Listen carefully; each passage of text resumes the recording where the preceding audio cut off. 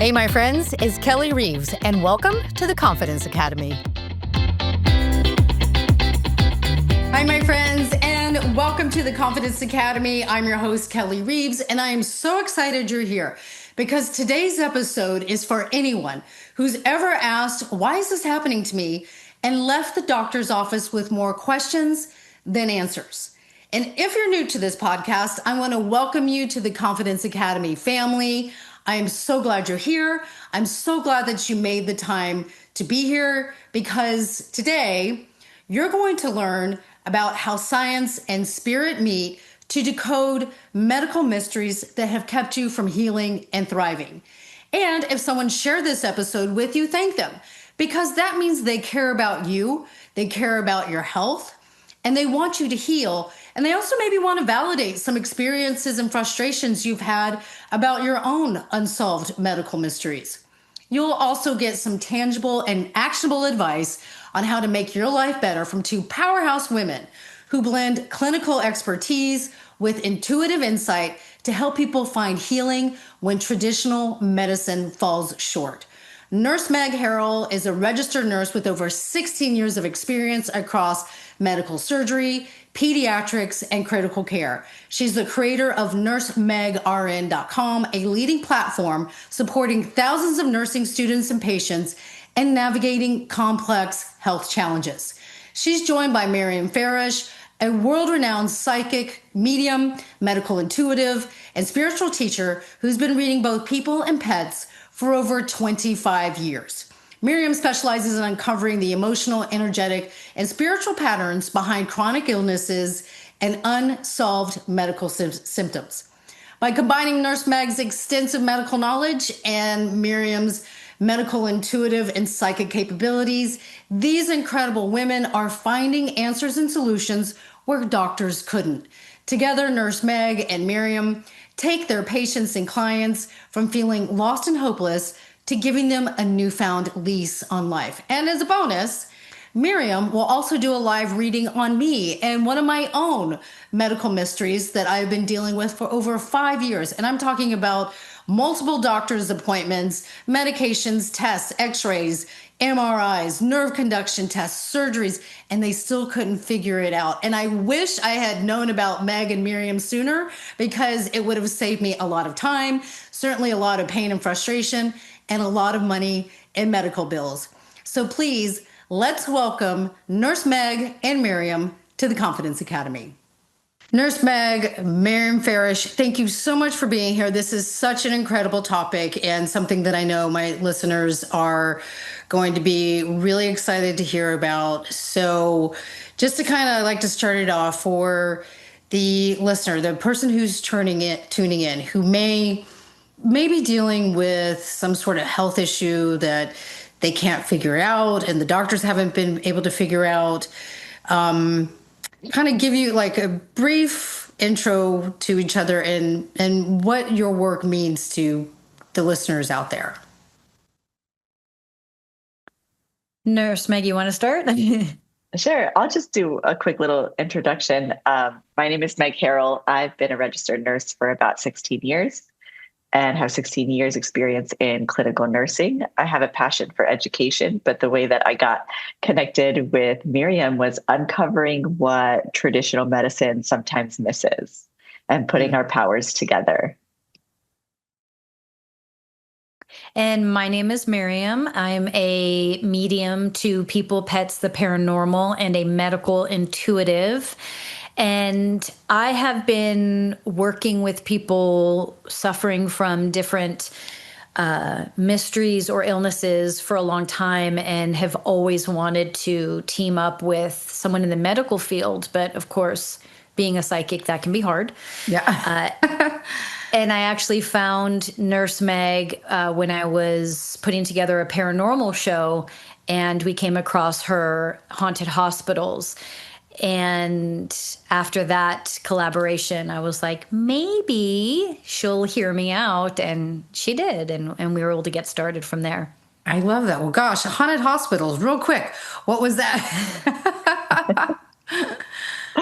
I tell some, paranormal stories. I've worked night shift for so many years, and I like the ghosts just gravitate towards me. And I have so many, haunted hospital stories. And that's kind of how that got started. They saw my stuff on TikTok, and then I told just a couple of my haunted hospital stories on that show. And then that's how, I got connected with a lot of wonderful people and realizing, there's a lot of nurses and doctors and healthcare workers who have seen and experienced the paranormal.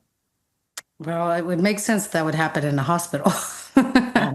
Mm-hmm. So let's kind of go deeper, like what is a medical mystery? And I know it seems common sense, but I'm sure there's a lot more to it than, they just can't figure it out.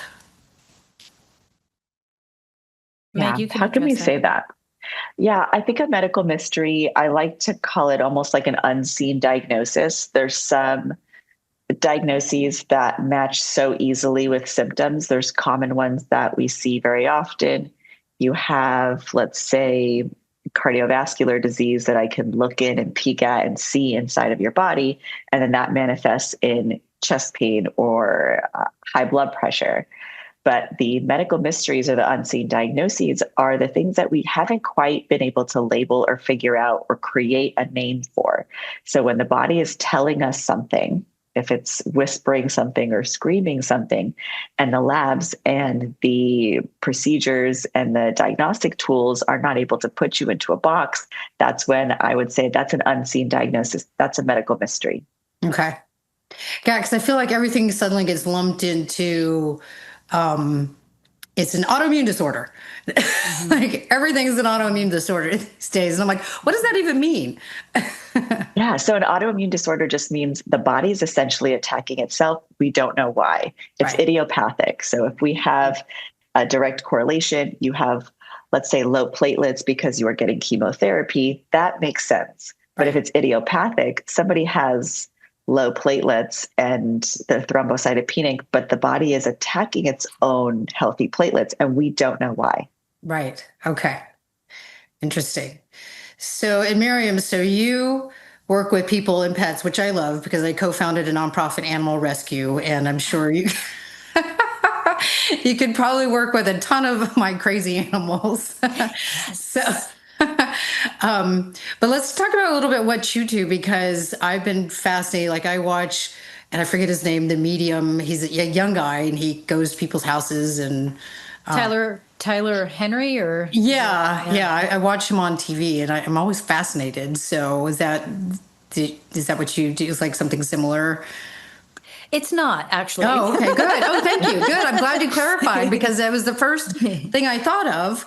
But that's fair. Well, and I so appreciate you bringing that up, because something that was a struggle for me growing up was that I didn't read like most traditional psychics. And he reads like most psychics read, where someone can sit down in front of you and you just start reading. Right. For me, I need questions, a specific focal point, and I don't tend to read I don't want to diminish, but like the basics. I found early on my readings went much deeper, and I was doing the soul level reads.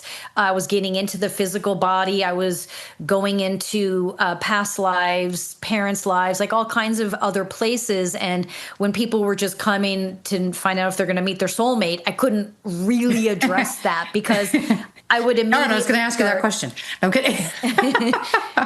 I would just start immediately helping them understand why they're here, what their purpose is beyond a lot. And most people don't want to know that. So it created a sense of a little bit of confusion for me until I found my path. And so in that respect, yeah, I am very different from the way most psychics read. So when you guys came together, which seems like so serendipitous that it was just like, wow, and sometimes you think what divine entity brought you two together, which is very cool. So when did you realize that this partnership could actually really help people? Ooh, I think that first patient, right? Yeah. I was going to say the very first time it was just boom, boom, easy. It was it was very experimental the first time. It was, let's see, maybe someone in our mutual social media audiences, somebody can, volunteer their story, and I'll do my thing. She'll do her thing, and let's see what happens and comes together. And it flowed beautifully. Oh, I get like goosebumps right now. I love that. It was crazy how we flowed together so well. We understood each other's thoughts and patterns. And then we were able to identify and help this person. Mm-hmm. It was incredible. I love that. I think the big part to that is that I trust Meg implicitly. Like, I knew that from the moment I met her. There was this sense of trust, which I feel most people that probably know her feel that, whether they're friends, family, or patients of hers. But that was important, obviously, so that I could ramble on and she could be patiently listen and make sense of what I was saying. And I think the fact that she trusts me implicitly was huge, obviously, for the relationship to actually flourish, for it to be something deeper and more meaningful for the clients and the patients and for us together. That's amazing. I love it just because I personally, I know how much we play a role in our own health. And it's not like all these external factors that we keep being told, but it's how, it's such an inside job in many cases. So I'm sure you often probably work with people who have been misdiagnosed or dismissed, or is oh, it's in your head. So when people come to you and they're so frustrated and you're the last, their last hope, what's the first thing you look for when someone comes to you look, I've been misdiagnosed, they can't figure it out. How does that process work? I think for me, the first thing is ruling out those major diagnoses. And if they say, well, I've been diagnosed with this, but it doesn't really look like this, or I'm taking this medication, but it's kind of just masking the symptoms. So ruling out those bigger diagnoses and ruling out those other things. Sorry. Repeat that. I sneezed over it. Like the cutest sneeze. I think that's the first step, is ruling out the most major things that this patient could be having. Right. Is this really Hashimoto's? Is it really rheumatoid arthritis? Ruling those out and seeing why the treatments or medications aren't or are working for them. Mm-hmm. So if they're taking something and it has a side effect of depressing their immune system, and their immune system is attacking itself, well, you're not really taking it for the anti-inflammatory effects. So that's why it almost works for you, but doesn't. So ruling that stuff out and honing in on what else could it be is really a great place to start. Right. And then Maryam, when do you come into the process? So you kind of do the upfront diagnosis, medicine stuff, but then Maryam, you come in, and how does that work? I just ask their name and what they're dealing with. There's just a very, very small piece of information on what's bothering them. Mm-hmm. I don't know medical terms, so they can tell me they've been diagnosed with this or the other, and it doesn't mean anything to me. Right. And so that's it. So then I start reading. If I find that I'm having trouble getting in, I'll ask for pictures, a lot of times I'll ask for pictures of when they first got diagnosed or first started the symptoms. But sometimes, for the most part, if somebody's open and ready, it starts to flow pretty quick. That's cool. So what is the biggest disconnect between traditional medicine and the body and its energy field and what it's actually trying to communicate? Ooh, I love that question. I think when my experience in the medical field, most practitioners are looking for physical symptoms to then fix with a medication, pharmacological intervention, or a procedure, some surgery or something like that. So physical symptom, get it out, fix it with this. But when you look at it holistically, our bodies are gut, brain, soul affecting everything. Your childhood could affect your digestion today. Right. Your habits, your thought processes, your attitude towards yourself is affecting your blood counts, your body today. Do you think what happens also emotionally in our childhood also has that impact? So, say your parents divorced when you were really young and you suffered from a lot of childhood anxiety. Do you think that plays into current day health issues? Yeah, absolutely. I think a lot of what we feel negatively, those negative thoughts, the self-harming thoughts, the self-doubt, all of that is energy. You store it, you carry it, and that doesn't just manifest as a memory, that manifests as many things inside of the body, especially things that we can't exactly pinpoint, like those autoimmune or rheumatological disorders. Right. And a lot of people forget that our sole purpose in body is to learn and to remember who we are as spiritual beings first. We're here to remember who we are before we entered the physical body. That's our sole purpose here, is to learn. But that gets taught out of us, scared out of us, repressed out of us. Corporate America, commercialism, patriot, the patriarch, like all these things become more important, quote unquote, than why we are here. And so we're taught at a young age to sit down, shut up, learn, study, get a job. And so we have to repress what's happened to us in order to do that. Right. And so if we started to make meditation our daily priority, and that is non-negotiable, what you're saying to yourself is, I want to hear me. I want to feel me, even if it's scary and ugly and painful. I need to hear it and feel it.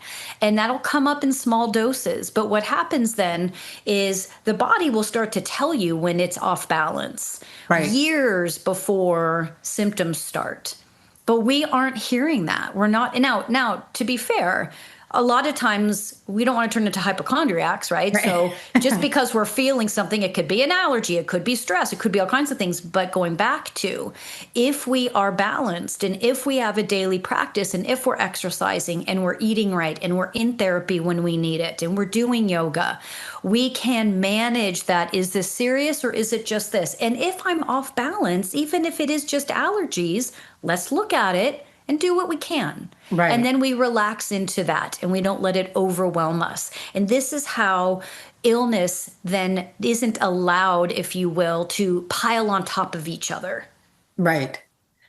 Yeah. And there was that documentary Heal, and I watched that and I was just fascinated by how, the body has the ability to heal itself with the right, like you're saying, like with meditation, with lowering stress levels, but I think that, to your point, Maryam, that, we don't want to look at ourselves. We don't want to face our problems. We don't, we don't want to process it. And also I've heard a lot of people do like shadow work to start working through those types of things. So what are the kind of emotional patterns behind most common health issues?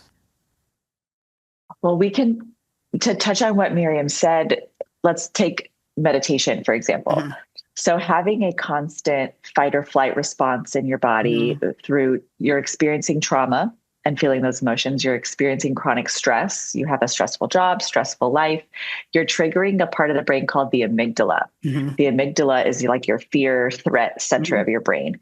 When you meditate, it literally reduces the amount of impulses that go to the amygdala. So you're essentially creating a less reactive, a pattern of less stressors, and you start to feel safer in the body.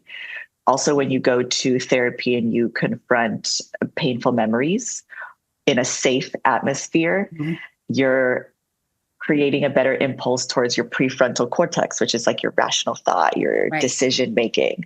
So you're actually healing your prefrontal cortex. Like that's your therapist inside of your brain. So that regulates your emotion. So if you're feeling those emotions, stresses, impulses, there's studies to prove and watch, and we can scan it in an MRI and watch that healing happening inside of the body. And I think to add on to what Meg is saying, the one that that one sentence you used is feeling safe in your body. Most of us don't realize that we don't feel safe in our body. Why? Because by design, the soul enters, the spirit enters the body, and it forgets where it came from by design. It's not an accident. So we are now learning who we are and what we're about. But who we are, the consciousness carries past lives, future lives, DNA, family DNA, all these memories, right? And we have to sort through all this memory recall that doesn't include just this life. Right. So when we allow ourselves to feel safe in our bodies, we're allowing ourselves to slowly start to remember where we came from.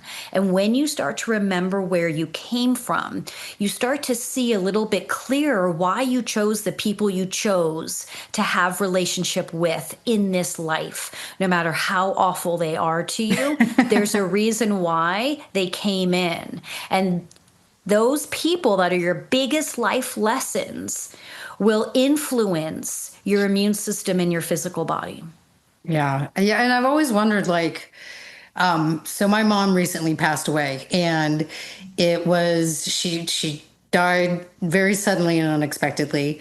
And, but my sister, like, she's all into this. She watches these near death experience videos and these people, she's like, oh, mom is fine. She's great. Meanwhile, I'm like, oh, I'm going to therapy. I'm all, I'm a mess about it. But when I started to realize that, you know, my mom, her spirit left her body, and I actually ended up, my sister convinced me, she's like, just watch, you know, one of these videos. And I did. And it was really healing to me, because I realized, like, oh my gosh, my mom left and she's in some miraculous, wonderful, amazing, beautiful place. And now I'm so happy for her. And is that truly the experience that we get to have when this time on earth is done, that like everything releases, our chakras release, everything goes, and we're just like, wow, I'm so free. Yes, that is exactly what happens. But remember this, when we're grieving, the grieving process is what ultimately connects us to the soul that has left body. Right. So the grieving process is essential. Your grief and the way you emoted is what brought you to be able to watch that video and get it. Yeah. To be clear, we have this, when you saw that video and it all connected for you, it doesn't mean the grief stops. Right. It just means we can call on that, right? And we have a little bit more of a peaceful approach to what's happened. Right. So how does, because, you know, I know that trauma gets stored in the body, and, you know, and just going back to my mom, but also with the animal rescue, like dealing constantly with animal abuse, neglect, and the horrific stuff we had to see, like that did a number on me. And I know, like, people in the medical field, it's the compassion fatigue that, you know, you go through. So how does, you know, when trauma gets stored in the body, how does it get stored, and how can it manifest in ways that start to affect your health? The number one way, for a stressor is that baseline cortisol level. Right. So that chronic trauma is going to raise your cortisol levels released by your adrenal glands. And high levels of cortisol will literally damage your brain cells, will worsen your memory, and will deplete your immune system. And it creates an overall inflammation in the body, which we can measure with ANA blood levels. Like you have overall more inflammation in the body. And then that can take your body out of homeostasis in many different ways, but that's kind of where it starts. And if I could add that, if you don't mind, especially for your work with animals and people who are caretakers or in general, it's so important that we begin a practice of understanding why the soul is here, whether that soul is plant, animal, whether that soul is related to you or not. Caretakers tend to, and I can't speak to the medical profession, obviously, but I can speak to volunteerism and rescue.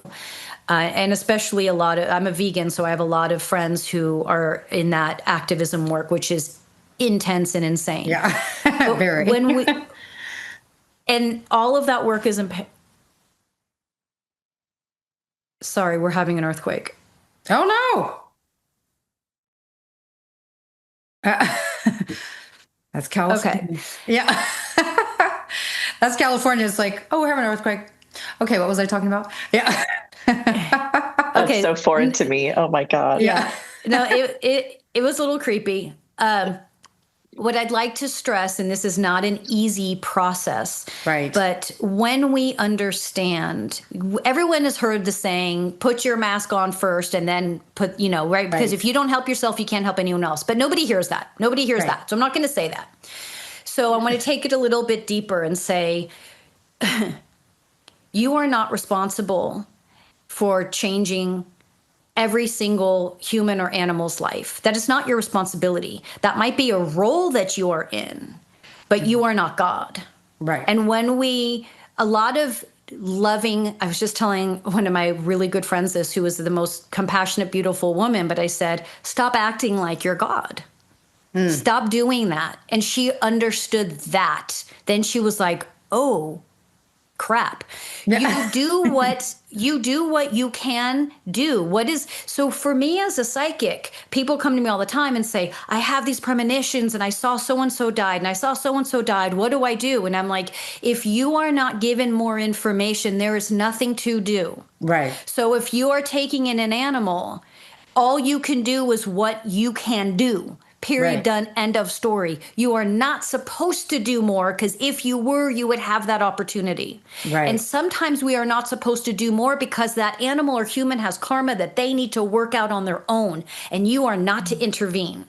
You are simply to stand there with love, hold space, and be there.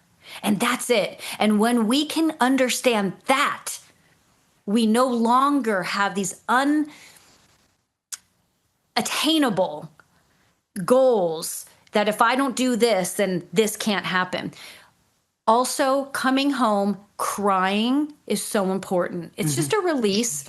You don't have to attach information to it. Just cry and boom. Like a dog, when a dog bumps its head, what does it do? It shakes it off, moves on like it never happened. Yeah. That right there is what we should be doing. We break down, we cry, we shake it off, we get up. I'm not saying don't forget. I'm not saying forget. I'm not saying repress. I'm saying learn how to shake it off. And that you learn through meditation and yoga. We store pain and suffering in the body. This is why yoga is imperative. Yeah. Because every time you do yoga, you're opening up and you're pushing out. I love that. Sorry. No, it's great. I just you just got fired up. I love it. I did get fired up. Amen. Yeah, and I needed that reminder, because especially with the rescue, it's and people say you can't save them all, Kelly, and I'm like, well, why not? But I can save this one. It's fine, save one, but you can't save them all, and you have to accept that. And just sometimes, even this morning, so when my mom passed, she had 2 dogs, and she was living in Mississippi, and animal control confiscated the dogs, and we took her car and got the dogs out of the shelter and drove them back to California. And I rehomed one and kept the other. But this morning, they're all my 2 dogs are oh, hi, good morning. I'm like, gosh, I wish I could be more like a dog. Yeah. Because they're so free in spirit. Like you said, they just shake it off, whatever, move on, kick some dirt over it. And you're saying yoga is one of the best ways to do that. Absolutely. And any gentle forms of yoga. So, people love the hot and the power, and that's fine. But gentle yoga is also key. But also remember, you know better than anyone, animals retain suffering, right? They have PTSD. They require compassion, patience, love. And so we give all that to them, but we refuse to do it to ourselves. Yes. Why? And I'm going to challenge you and everyone out there. It is more comfortable to be in a place of suffering than it is to be in a place of empowerment. Why? Because people respond to suffering. Oh, you must be so tired. Oh, you poor thing. Oh, it must be so hard. But if you're no, I'm good. I got a good night's sleep. I did a good yoga practice. I feel good. I'm a little tired, but I'm okay. People don't know how to respond to that. Because people say that to me all the time. Oh, you must be wiped out. And I'm like, no, I'm okay. Yeah. And I say no. If I can't do something, I don't do it. I'll be I done. see that a lot, especially when I worked in the ER. Right. And it's a lot of younger people, and you get addicted to that stressful thing, and you get more attention when you're suffering and like, oh, I worked, 7-12 hour shifts in a row. And, you'd get to your night shift and they'd be like, oh, did you sleep? No, I didn't sleep at all. And it's like this, we're in this together, but it's an addiction to the stress because you get that attention. Yeah. But I think that was really interesting to when you talk about, oh, can I save everybody? Because you also experience that. You get as many people as you can to the ER, and you could only code somebody for so long, and you code, a child for an hour or two, and then it's like we did everything that we could do, and you have to have trust and peace in your abilities and your limits. Yes. Because you're not going to be able to fix everything. We're not God. And that was the two biggest things, that movement, that yoga, and then crying and releasing to survive those first couple of years so that I could come back and still clock in and still want to do this.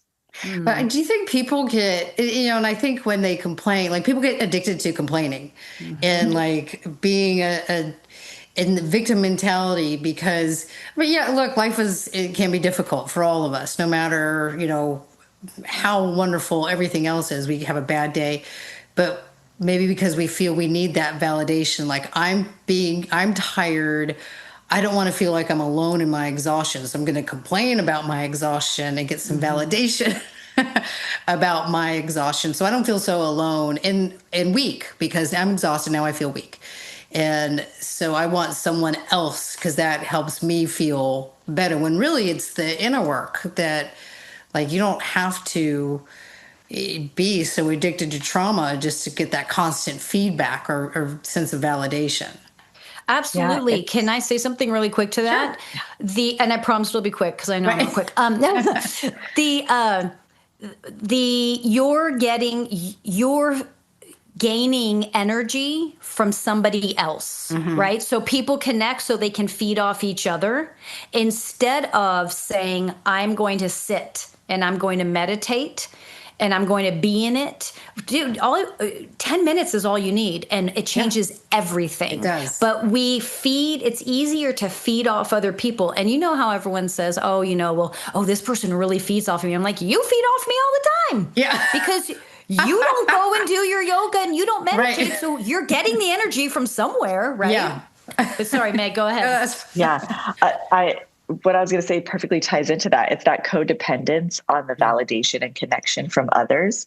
And that's our reward. That's our pleasure. So if we're associating that negative complaining or the negative venting or things with reward and pleasure, that's our dopamine hit. And then that's where you're getting your dopamine. And it's that vicious cycle. Yeah. Yeah. And you have to set boundaries. Like I have a couple of people that they're always something wrong. Always. And when they send me a text, I'm like, don't want to hear about it. and I've told them, I'm like, I'm not trying to be mean or unempathetic, but I have to protect my own energy. And that's what therapists are for. So, and I have a great one that you can talk to, but I really do. Like I give myself a personal cutoff with people's problems, because it's like I'm willing to help you to an point, but if it starts to affect me and my energy, then you're done. I think that's really fair, and I'll give you another way to view it also. They are comfortable and happy where they are at, so you should be comfortable and happy for them. Right. And someone might say, well, no, they're not. They're suffering. They're comfortable and happy in that suffering. To be clear, right. I'm not talking about when someone's grieving or if someone's going through a breakup or a divorce or something that can take years to heal from. Right. That's different. And you know the difference because you're clearly stating it. But they are exactly where they want to be and need to be. And you can be okay with that. Yeah. Yeah. And I love that you said that, just because it's like they want to be there, and it's just kind of like you can lead a horse to water, but unless they want to drink, they're not going to, so they must be happy being thirsty. There you go. Perfect. So what do you want people to know about the connection between intuition and the body's ability to heal? Do you want me to start, Meg, or you want to start? Yeah, you start. I'm kind of formulating in my brain. Let me pull those words together really quick. Intuition and the body. And ask the question one more time. The connection between intuition and the body's ability to heal. The two are not separate. When we believe that there is something in between that, this is when we don't heal. The body and intuition are the two of the same, two branches on the same tree. The body speaks to us. Intuition speaks to us. The two are not divided or separate. When we decide that intuition is over here and the body is over here, that separateness is what causes dis-ease. Oh gosh, wow. That just brought it all together for me. I love that. I think it's important to define healing. What does that look like? Right. To repair, to regenerate, to restore what's not in medical terms, homeostasis. Right. So I know we've been told certain stem cells or certain nerve cells can't regenerate. They can. There's studies coming out all the time, especially in the last 15 years, that say every cell in the body is designed to repair and to regenerate when it is in a safe place, when it's in a homeostasis place, whether it's like an acidic environment or alkaline environment. So that alignment comes through lots of different ways. It comes through your own energy feeling safe, which ties into intuition, that self-trust. And then however else you come to that healing process, drinking alkaline water, getting sunshine, balancing that vitamin D and your electrolytes and the other elements inside of your body. Yeah, that's so and Maryam, when you were talking about that, because I started thinking, our intuition and what people call it different things. So it's your third eye, your spirit in you, like that communication, because it is a form of communication within you. And it's like you really brought it all together really well, of your body's communicating like, ouch, this hurts, but then where is the intuition, like where is that pain coming from? I think the body saying, ouch, this hurts, is your intuition. Right. Because the information, like when you refer to as like third eye or spirit or whatever, it's consciousness. And consciousness is what holds information. It holds all of our past, present, future information. It holds our DNA. So that's where that comes from. Right. So what do you think is the future of integrative medicine? And I think maybe the younger generation is probably more in tune to it than, say, the older generation, just because I have friends that come to me and they say, oh, my mom has advanced cancer and I want her to do other stuff, but she's sticking with the traditional because the doctors are telling her and she won't listen. And so it could be a generational thing. So, but what is the future of it, and how can the integrative medical field kind of get more in the forefront of things to where people aren't stuck like, I have a headache, I need to take a pill kind of thing? Yeah, I think slowly, with some more recent documentaries and things on social media, there's a little bit less of a trust in pharmaceuticals and a little bit more to, well, what else could work? What else is happening? Evidence-based practice is like what's drilled into our minds as healthcare workers. You have to have evidence-based practice. Well, there's so much evidence of these miraculous healings, and there's so much evidence of this woman was perfectly healthy 2 days ago. Her husband dies. All of a sudden, she's in cardiac arrhythmias, and her heart muscle is working at 25% than it was a little while ago. broken heart syndrome is a real thing. Right. I can see it happening. So there is something aside from just the physical, being able to integrate it and say, okay, let's add more of maybe what we haven't tried. And I think the younger generation is so willing to do that and so much more open. Yeah. Yeah. And I think, think too, sorry, go ahead. No, go ahead. Sorry. I also think I love the two extremes. I love the extremes of medical science being kind of honed in on only the logic, right? And getting a response. Like it has to, I don't know what I'm looking for, right, Meg? But A plus B has to equal C. Right. Because when you take that and you balance it against the work that I do and other mediums do, you pair those two, that's where you really find healing, right? Because we never should give up medicine. We never should give up on science, although that's happening, on science and, and pharmaceuticals. We just need to find the balance, which means the medical community being open to working with people that are seeing it from a different viewpoint, and that's why for me, I purposely have never studied anything science-based. I don't study history. I don't study anything because I don't want that information in my brain. I don't want my intuition to be based off of something I've read. It has to be as pure as possible, because then I have the experts who do all the reading and studying who can come to me and say, okay, you said this is this, right? And then you can put the two together. Right. So, in the notes that I got, you do a live demo, and I offered myself up as someone who has medical mysteries.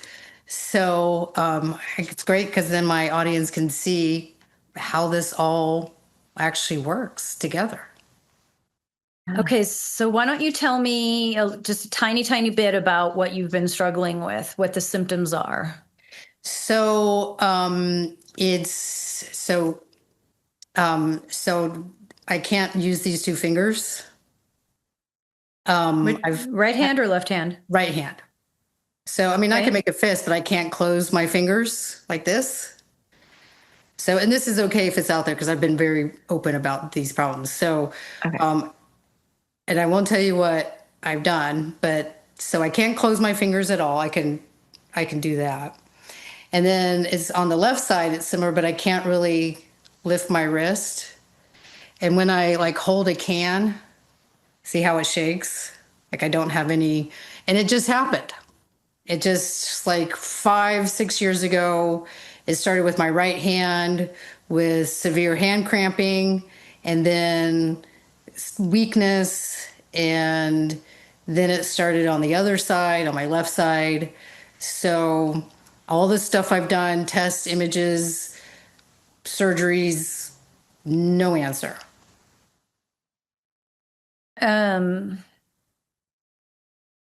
Gluten.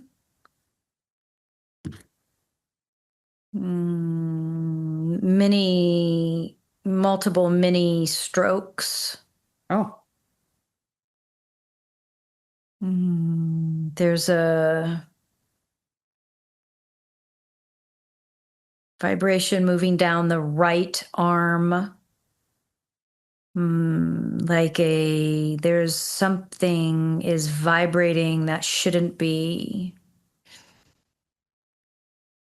Meg, it's like if you pull a rubber band and like if you hold a rubber band on either end and you just kind of do this in the middle of it, how it vibrates. Yes. In the right arm, something inside the arm is doing that. It's like an electrical current that runs from the brain down the arm. It's from a mini stroke, multiple mini strokes. So, the stroke, though, happened not in the brain. So this, maybe I'm using the wrong word, but this is what's coming to me. It didn't happen in the brain. So if you do a brain scan, it's not going to show a stroke. It happened at the back of the neck where the spine where the here. Can you see where I'm pointing, Meg? Yep, the brainstem. Okay, and down. So that's where something like lightning hit, like a stroke. Like it feels like that's what it just keeps feeling like to me, is some like a stroke just out of nowhere, and something, I don't want to use the word burst because nothing burst, but Right. and so now there's a vibration, like we have to stop that. We have to stop that from vibrating. That, what is that? What is it? Is it a tendon I'm feeling, or what is a? No, it's in the back of the brain, in the brainstem, there's two major spinal arteries, the anterior and the posterior. And those, if you have a stroke or you have any lack of blood flow to that area, it's going to affect fine motor function. It's going to affect pain and temperature sensation. And they both go down to the ulnar nerves. And the vibration you could be talking about is the nerve stimulation to those ligaments that go to the ring and pinky fingers from the wrist to the rest of it. Right. But it's interesting that she says the back of the neck, because when I lay down flat on my back, my right hand instantly starts cramping. So, and when I'm getting ready, like when I'm drying my hair, curling, or using like little, Fine motor. like my mascara, it starts cramping too. Yeah, this isn't anything that medical science. Well, I'm sorry, I won't say this, but my feeling is this isn't anything a pill can fix. This is acupuncture. This is very not big massage. This is like a specific type of work that goes in very. Actually, I take that back when I say this is something medical science can do. That's not true, because I'm seeing something that can go in and just very delicately, like almost quiet and calm the nerve. Could be acupuncture, I'm feeling, could be a certain type of acupressure, but it works more deeply than it does surfaced. Okay. It can be reversed. It can be fixed. Sorry, Meg, but I mean, Meg, what do you?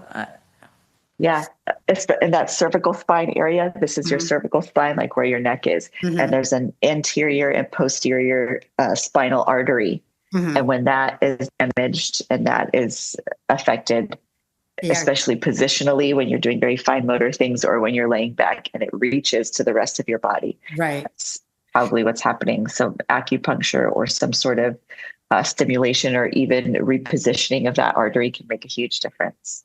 That's interesting, because I went in, and this is when I was like, I asked the question, like, when do you just give up because you're so frustrated? Because like for me, like I said, it's been MRIs, it's been nerve conduction tests, it's been that terrible muscle test that they put the little needle in your muscle. Stimulate. Which is horrifically painful and torturous. Surgery, I've done but the acupuncturist was focused on my arm and not on the neck so much.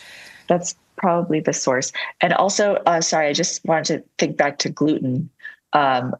Gluten can create an inflammatory response if you have any issues digesting gluten or when it touches the GI system.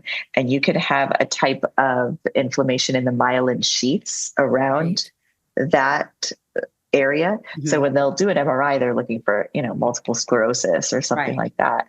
But you could just have some slight inflammation of the myelin around it where those arteries are. And that could be caused more by gluten. So there's everything she said, because what we're dealing with now is kind of we don't typically see this, but the symptom, what caused all of this, is fine. So meaning it's not going to happen again, whatever triggered it. But you're dealing with symptoms now. Right. And then the symptoms are aggravated from gluten. The symptoms are aggravated from how we move, how we don't move. And this, And just also remember, there's good acupuncturists and not so great acupuncturists, and it's nothing against anyone, but I've gone to so many different ones, and some just aren't as good as others, and I'm sure they're good, like they're the right one for you, right? So if that one is great, go back and ask them to focus there. If not, find somebody else. But you're symptomatic now, and so there's stress is going to set it off, gluten's going to set it off, how we lay, all that stuff. So what I'm trying to say is you're symptomatic, but the actual root, there isn't a problem there, is what I'm saying. Like there's not something festering that needs to be addressed. This very well could have been also, it feels to me like one of those COVID strokes, where people have them and they don't even know they have them. And you might say, I never even had COVID. I didn't even feel it. But I'm seeing that so much, where these little mini strokes happened to people that were never even sick. Wow. Well, so I have that. Like, I feel like sometimes I'm a walking science project, because I have that. And then I have late onset of vitiligo, which typically happens to kids. So, but it doesn't bother me. My dermatologist was like, "Oh, you can do this, you can do that." I'm like, I don't care. It doesn't bother me, like that's again, it was like, oh, it's autoimmune, but they don't know where it comes from, how it starts. There are no answers. So, can I ask you this? Did Dad leave at a young age? Yeah, when I was 6. Yeah, well, that's where that comes from. Yeah. So you can stop. Well, my sister doesn't have it though. Well, because your sister is not you. Right. And and you are trying to fill something that has tormented you your whole life. And you don't feel like at this time in your life that it's worth, I shouldn't be upset over it, I shouldn't care anymore. But you are a very, very emotionally sensitive individual, and your sister isn't as sensitive. So someone can say something to your sister and she can blow it off faster. Someone says it to you and you'll be in fetal position for a while. And that's not bad. That's just who you are. Right. But when Dad left, he absolutely ripped out the insides, right, for you. It doesn't matter if he was a good dad or a bad dad. It's not relevant, because you felt a direct hit from that. And then you experienced your mom going through what she processed through that. And you intuitively felt her. Your sister went into flight or fight mode, and your sister went and she was able to power through, and you didn't want to, and that's okay. But your body is continuing to respond to that. And you might say, I've been through therapy, I've talked it out. And yes, that's beautiful and good. And it may just be that this lifetime, you're constantly nurturing that child in you. And that's, it's not because it's bad. It's not because you're sick. It's not because you're traumatized any longer. It's just who you are this time. Right. And it doesn't have to be fixed or analyzed. And so when just like what you said about the dermatologist, symptoms may come up and you're like, it's okay. My body's probably asking me to be still. It's probably asking me to just lay down. It's probably asking me to be in yoga. And so when you start noticing the body talking to you, and you, instead of wondering, you just say, I'm going to go sit for a moment with my dogs, or I'm going to go and I'm going to take a restorative, which would be great for you, just restorative yoga. All you do is lay there in different positions and you just let your body breathe.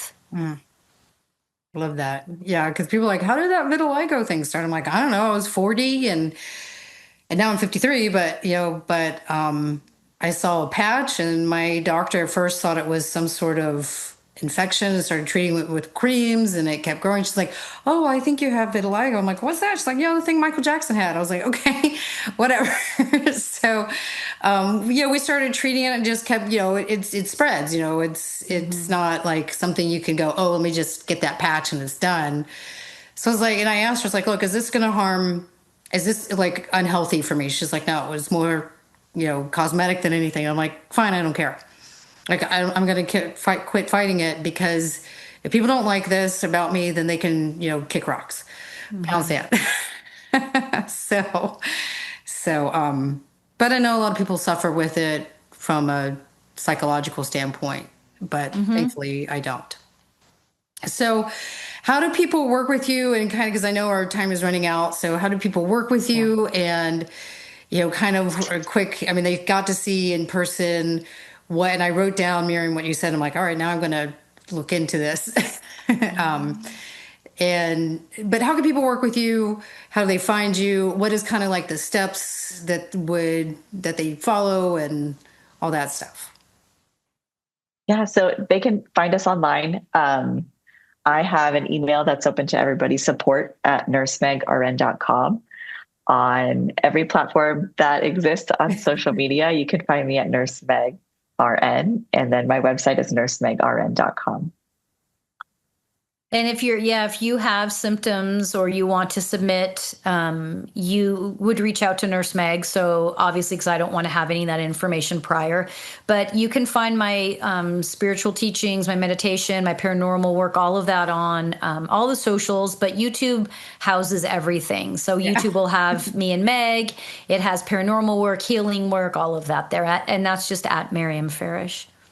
So people reach out to Meg first. And then Meg, you do the intake and process. And then when does how does the whole process work, so people can know what to expect?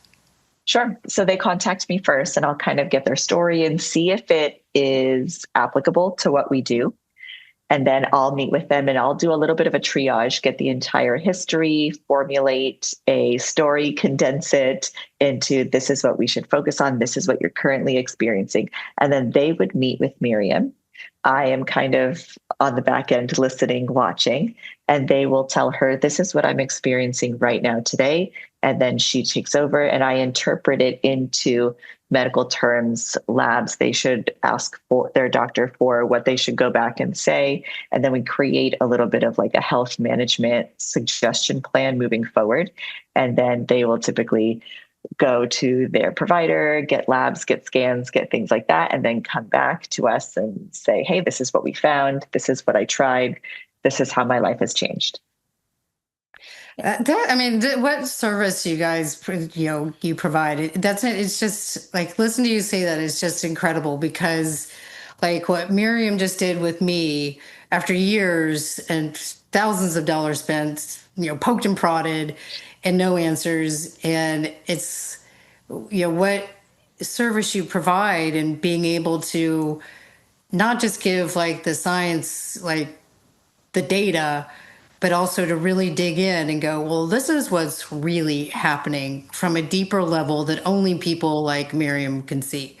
So that's it's really, really incredible. And I can't thank you enough for what you do. I hope everybody who's listening to this podcast, because I'm sure everybody who's listening has something or knows somebody that with an ailment that they just medical mystery.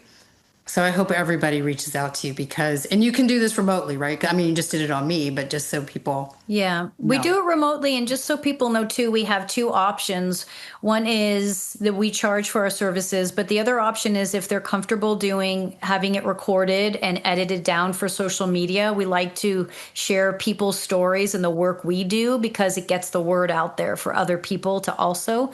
So we wouldn't charge if you were like, yeah, you can record this and put it on social media, or maybe we blur out your name or whatever. We're comfortable with that. But that also gives people two options. If, money is a concern, you still have a way to get the help. Right. Yeah. I think it's incredible what you do, and it's fascinating. And Miriam, I feel like I could talk to you about the pets, because it's my mom's dog, and what is she doing going on? She was traumatized by that experience, I know. I bet. But it's just really incredible, and I hope the world gets to know who you both are and what you do for people. It's an incredible service. So thank you so much. Thank you. That's really sweet. Appreciate it. So, well, thank you again for being here and giving me your time and attention and the reading. And that was just Really incredible. I really, really appreciate it. So thank you so much. Yeah, thank you. Thank you for having us. Yeah, you're welcome. Wow, I hope you got as much out of it as I did. I know I got a lot. Now I got some answers perhaps about what's going on with my hands. And now I can go to my doctors and challenge them with this and look at new things that they never thought of and hopefully get a solution. So if this episode helped you, then please like it, share it, because there may be someone in your life that is dealing with a medical mystery of their own, and they may need to know that there are answers, that there is a solution out there, and that there is hope. So please like and subscribe, because the more people who subscribe, the more you give people the opportunity who need to hear these messages to be able to hear them. So thank you again so much, and I will see you next time on the Confidence Academy.